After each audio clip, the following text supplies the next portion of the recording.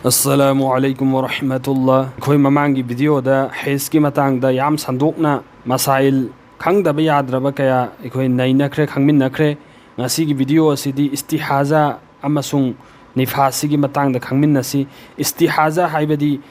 hais ki khwaidagi hanthabada ahing ahum nongthin ahum haiki hairiba ahing ahum nongthil ahum asidagi hanthana lakpa adu istihaza ni adagi khwaidagi hais ki sangba matamsi numit tarani ahing tara nongthin tarani haiki ahing tara nongthin tara asidagi henna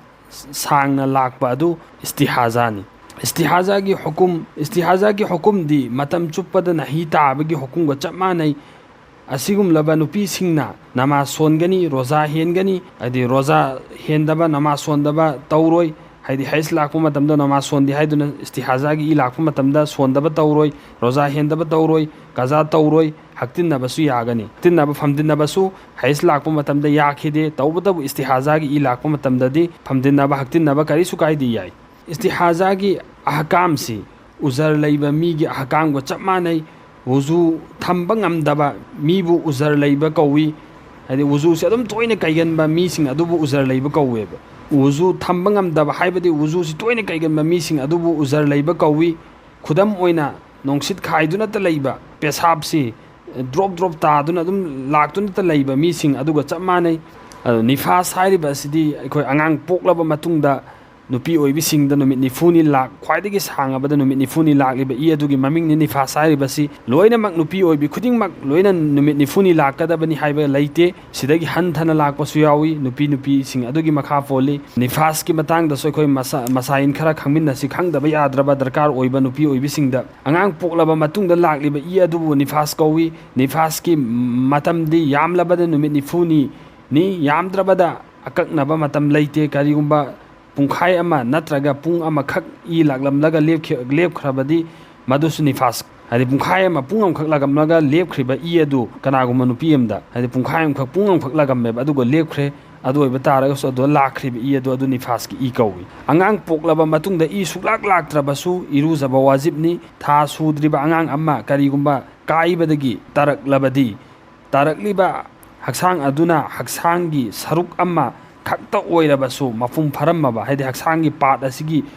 manung part sing asidagi manung dagi part amma khaktang oirabasu mafum pharam labadi lakliba i adu nifasni karigumba haksang saruk amma fauba mafum pharam dreba haidi haksangi ko part myam lai si singsidagi part amma fau mafum pharam dre adu oibata aragadi i natraga sha khakta oiram labadi lakliba i adu nifas nate hais oibi aragan hais oikhagani natragana istihazagi oigani khudam oina numit humni dagi watna lakpa natraga mamang thagi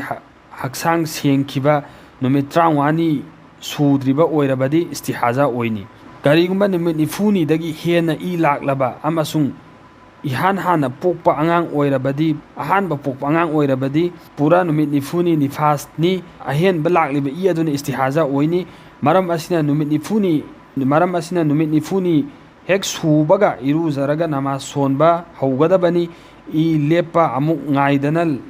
laitu oidabani karigumba hana su angang pokhraba oirabadi hana nifas lakhiba chang hadi hana mamangda pokhraba nupi oirabadi hana lakhiba chang adu numit masing adu khakta nifas ki i oigani ahenba lakliba i sing aduna istihaza gi i oigani kanagumbi ammagi nifas ki i lakpagi chang numit kunthani leijai masagi adum hana angang pokhraba nupini hana pokhiba matamda mahaki nifas ki i si numit kunthani khak lai adubu numit kunthani sukhraba matungda su i lakpa leptre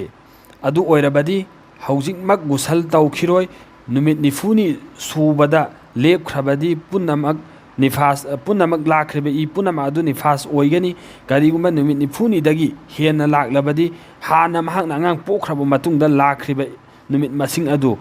khakta hadi nifas ki i oirani numit kunthani lakhiba hana lakhiba nupi oiradi kunthani adu khak nifas ki i oirani nifuni dagi hena laiba hadi kunthra dagi na hadi nifu dagi hengal iba masing adu fau aduna istihaza oirani aduga mahaki kunthani hana lakpagi mahaki hadi adat laiba masing adu khakta nifas ki i oirani karigumba numit nifuni sudringaida i lepkhrabadi khudakta iruzaraga namaz sonbai haugani ꯀꯔꯤꯒꯨꯝꯕ ꯏꯔꯨꯖꯕꯗ ꯌꯥꯝꯅ ꯏꯪꯒꯗꯕ ꯑꯣꯏꯔꯕꯗꯤ ꯇꯩꯃꯝ ꯇꯧꯔꯒ ꯅꯃꯥꯖ ꯁꯣꯟꯕ ꯍꯧꯒꯗꯕꯅꯤ, ꯅꯃꯥꯖ ꯑꯃ ꯐꯥꯎꯕ ꯀꯖꯥ ꯊꯝꯂꯣꯏꯗꯕꯅꯤ꯫ ꯅꯤꯐꯥꯁꯀꯤ ꯃꯇꯝꯗ ꯆꯪꯈꯤꯕ ꯅꯃꯥꯖ ꯃꯁꯤꯡ ꯑꯗꯨꯗꯤ ꯄꯨꯔꯥ ꯃꯥꯐ ꯑꯣꯏꯈ꯭ꯔꯦ, ꯀꯖꯥ ꯂꯩꯇ꯭ꯔꯦ, ꯀꯖꯥ ꯇꯧꯔꯔꯣꯏ꯫ ꯔꯣꯖꯥꯗꯤ ꯃꯥꯐ ꯅꯠꯇꯦ, ꯀꯖꯥ ꯇꯧꯒꯗꯕꯅꯤ꯫ ꯉꯁꯥꯏ ꯍꯩꯖ ꯂꯥꯛꯄ ꯃꯇꯝꯗ ꯅꯃꯥꯖꯀꯤꯗꯤ ꯃꯥꯐ ꯑꯣꯏꯈꯤ, ꯑꯗꯨꯒ ꯔꯣꯖꯥꯒꯤꯗꯤ ꯀꯖꯥ ꯇꯧꯒꯗꯕꯅꯤ꯫ ꯑꯗꯨꯒ ꯆꯞ ꯃꯥꯟꯅꯩ ꯅꯤꯐꯥꯁ ꯑꯉꯥꯡ ꯑꯅꯤ ꯄꯣꯛꯂꯕꯗꯤ ꯅꯤꯐꯥꯁꯀꯤ ꯃꯇꯝ ꯑꯍꯥꯟꯕ ꯄꯣꯛꯈ꯭ꯔꯤꯕ ꯑꯉꯥꯡ ꯑꯗꯨ ꯑꯗꯒꯤ ꯄꯥꯕ ꯍꯧꯒꯅꯤ, ꯑꯅꯤꯁꯨꯕ ꯑꯉꯥꯡ ꯑꯗꯨ ꯑꯗꯒꯤ ꯄꯥꯕ ꯍꯧꯔꯣꯏ꯫ ꯀꯔꯤꯒꯨꯝꯕ ꯑꯅꯤꯁꯨꯕ ꯑꯉꯥꯡ ꯑꯗꯨꯅ ꯅꯨꯃꯤꯠ 10ꯅꯤ ꯆꯣꯟꯊꯔꯒ ꯅꯠꯇ꯭ꯔꯒ 10ꯅꯤ ꯆꯣꯟꯊꯔꯒ ꯅꯠꯇ꯭ꯔꯒ ꯊꯥ ꯑꯃ ꯑꯅꯤ ꯆꯣꯟꯊꯔ ꯃꯇꯨꯡꯗ ꯑꯉꯥꯡꯁꯤ ꯄꯣꯛꯂꯛꯑꯦꯕ ꯑꯅꯤꯁꯨꯕ ꯑꯉꯥꯡꯁꯤ, ꯑꯗꯣ ꯑꯅꯤꯁꯨꯕ ꯑꯉꯥꯡꯗꯨ ꯈꯔ ꯊꯦꯡꯅ ꯄꯣꯛꯂꯛꯑꯦꯅ ꯍꯥꯏꯗꯤ ꯈꯦꯠꯅꯩ ꯍꯥꯏꯗꯨꯅ ꯑꯅꯤꯁꯨꯕ ꯑꯉꯥꯡ ꯑꯗꯨꯗꯒꯤ ꯅꯤꯐꯥꯁ ꯄꯥꯕ ꯍꯧꯔꯣꯏ, ꯑꯍꯥꯟꯕ ꯄꯣꯛꯈ꯭ꯔꯤꯕ ꯑꯉꯥꯡ ꯑꯗꯨꯗꯒꯤ ꯅꯤꯐꯥꯁꯀꯤ ꯄꯥꯕꯒꯤ ꯇꯥꯏꯃꯤꯡꯗꯨ ꯍꯧꯒꯅꯤ꯫ ꯑꯗꯣ ꯏꯟꯁꯥꯜꯂꯥ ꯍꯥꯏꯗꯤ ꯅꯨꯄꯤ ꯑꯣꯏꯕꯤ ꯈꯨꯗꯤꯡꯃꯛ ꯏꯁꯇꯤꯍꯥꯖꯥ ꯑꯃꯗꯤ ꯅꯤꯐꯥꯁꯀꯤ ꯌꯥꯝ ꯃꯔꯨ ꯑꯣꯏꯕ ꯃꯁꯥꯏꯟ ꯅꯩꯅꯈ꯭ꯔꯤꯕꯁꯤꯡ ꯑꯁꯤꯕꯨ ꯒ꯭ꯌꯥꯟ ꯇꯥꯍꯟꯕꯤꯔꯒ ꯑꯜꯂꯥꯍꯅ ꯍꯥꯏꯈ꯭ꯔꯤꯕ ꯑꯁꯤꯒꯤ ꯃꯇꯨꯡ ꯏꯟꯅ ꯊꯋꯥꯏꯒ ꯍꯛꯆꯥꯡꯒ ꯈꯥꯏꯗꯣꯛꯅꯗ꯭ꯔꯤ ꯐꯥꯎ ꯅꯨꯄꯤ ꯑꯣꯏꯕꯤꯁꯤꯡ ꯈꯨꯗꯤꯡꯃꯛꯅ ꯃꯄꯨꯟꯁꯤ ꯂꯦꯟꯕ ꯉꯝꯕꯒꯤ ꯑꯜꯂꯥꯍꯅ ꯇꯧꯐꯤꯛ ꯄꯤꯅꯕꯤꯕ ꯑꯣꯏꯁꯅꯨ꯫ ꯋꯥꯃꯥ ꯑꯂꯩꯅ ꯏꯜꯂꯜ ꯕꯂꯥꯒ꯫